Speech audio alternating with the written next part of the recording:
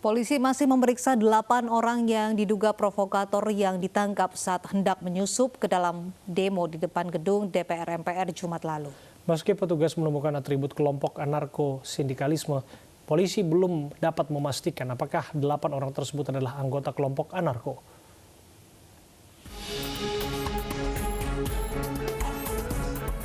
Delapan provokator yang ditangkap oleh polisi saat hendak menyusup dan memancing kericuhan di tengah demonstrasi di depan gedung DPR MPR Jumat lalu masih menjalani pemeriksaan.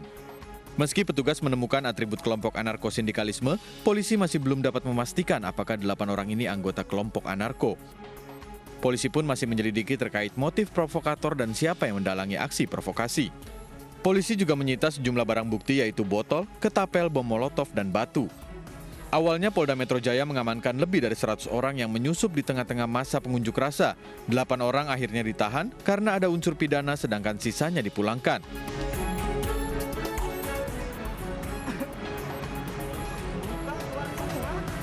Sebelumnya polisi menangkap sekelompok pemuda dari atas jembatan penyeberangan orang depan gedung DPR MPR Jalan Gatot Subroto, Jakarta Pusat pada Jumat sore.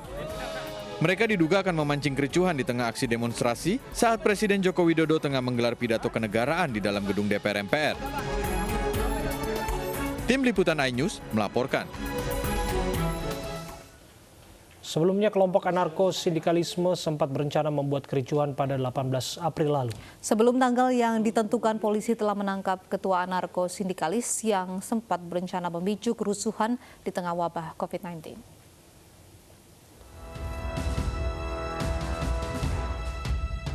Pertengahan April 2020 yang lalu, publik dikejutkan dengan munculnya kelompok yang menamakan diri anarko-sindikalisme.